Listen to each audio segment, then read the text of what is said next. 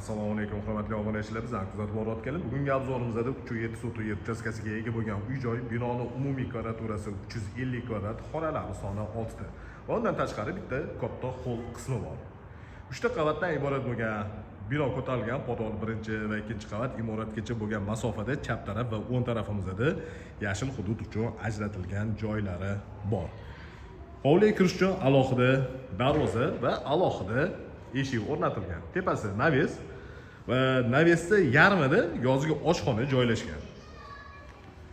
Yozgi oshxonada barbekyu zona, gazli plita, qozon o'choq va rakvina o'rnatilgan. Bu joyda qo'l yuvish uchun rakvina va uning oldida hovli qismi uchun hojatxonasi bor. Darvoza xonadan ikkita katta mashina sig'adiganlik joy ajratilgan. Qo'l tarafdan shunaqa chiroyli fasad ko'rinishiga ega kommunikatsiyalardan muammo yo'q, gaz, svet, suv va kanalizatsiya o'tgan. Mana ko'rsatayotgan joyimizda bemalol tapchani o'rnatib olsangiz bo'ladi yoki bo'lmasam stol stul qo'yib dam olib o'tiradigan joy. Endi imoratni ichiga kiramiz, xonalarni joylash tartibi va remontlari bilan birgalikda tanishib chiqamiz. Sifatli qurilgan uylardan bittasi, uy ichiga kirib kelamiz. Katta tajribaga ega bo'lgan quruvchilar tomonidan qurilgan uy.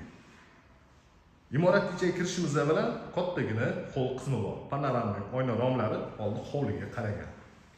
Devorlariga attachmentlar ishlatilgan, devorni bir qismida televizor o'rnatadigan joyda venitsiyaki ishlatilgan. Bu joyda chiroyli qilib mebellari ham yasatib qo'yilgan. O'ng tarafimizda oshxona bo'pti, kuxnya, stolovoya. Tepasiga natijnoyda tortilgan, lyustrada ilingan va oshxonada ham panoramli oyna romlari bor. Chap tarafimizda zal bo'pti. Zalning razmeri uzunasiga 8 metr va eniga 4 metrda tashkil qiladi. Patologlarning balandligi 3,5 metrdan ko'tarilgan va hozirgi paytda gipsokartonning hisobida 3 metr 30 santimetr toza qolgan. Demak, 8 ga 4 kattagina zal. Bu joyda ham ko'rib turganingizdek televizor o'rnatilgan joyda venitsiyaki ishlatilgan va devorlarda attachment bor.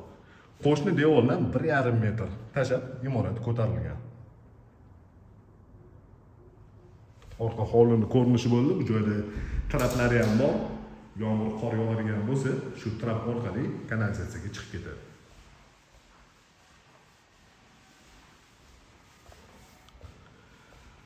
Bu joyda birinchi qavat uchun umumiy yuvinish xonasi joylashgan.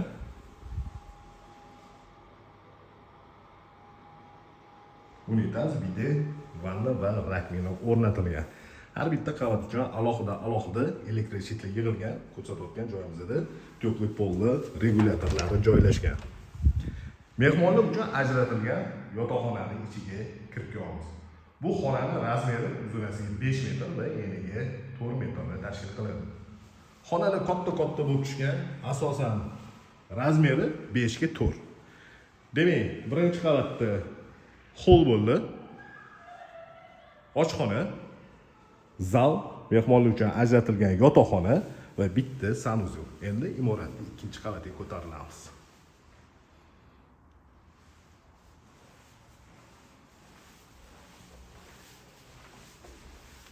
Zinalarga ham ahamiyat beradigan bo'lsangiz, sifatli zinalar qilingan. 1 metr 20 santimetr tashkil qiladi. Balandligi 15 va stupenkasi 30. Ikkinchi qavatda 4 ta xona joylashgan. Demak, ikkinchi qavatga ko'tarildik.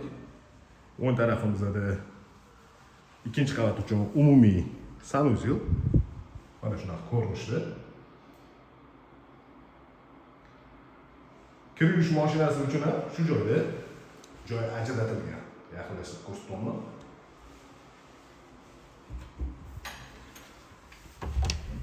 Bolalar uchun ajratilgan yotoqxonaga kirib keldik. Bu xonaning razmeri ham 5 ga 4.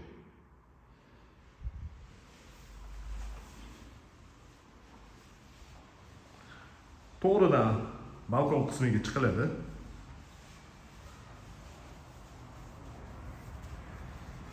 ikkinchi qavatdan hovlining ko'rinishi. Ikkita yonma-yon qurilgan uy. Shundan bittasi bir oy ichida bitadi va ko'rsatayotganimizda mana o'zingizlar guvoh bo'lib turibsizlar, 100% bitgan uyga video obzorini qilib beryapmiz. Yana bitta xonaga kirib kelamiz. Mana shunaqa ko'rinishda xona, razmeri aytib o'tganimizdek 5 ga 4. Bu uy joylashgan manzili Uchqahramon postidan 2 kilometr ichkariga kirganda. Postdan uncha uzoq bo'lmagan joyda joylashgan, yaxshi mahalla, hamma kommunikatsiyalari o'tgan. Ota-onalar uchun ajratilgan yotoqxonaning ichiga kirib keldik va bu yotoqxonaning ichida alohida o'zini yuvinish xonasi joylashgan.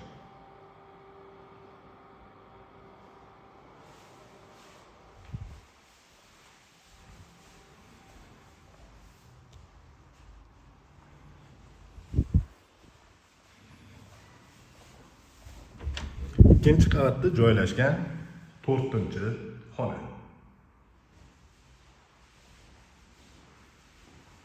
Bu xonaning ichida ham alohida o'zini yuvinish xonasi bor.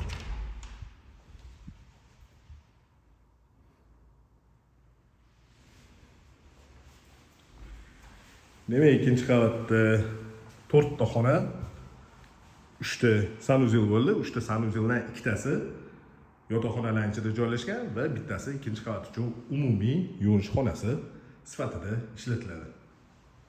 Endi imoratda podval qismiga tushamiz. Eslatib o'taman, birinchi qavatda hol, zal, oshxona, mehmonlar uchun ajratilgan yotoqxona va bitta sanuzel joylashgan.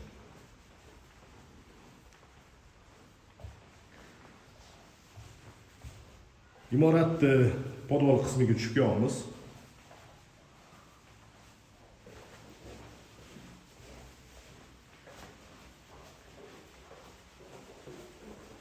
Bu joyda zinantekdan unumli foydalanib, kladovka sifatida foydalansa bo'ladigan bitta joy qoldirilgan.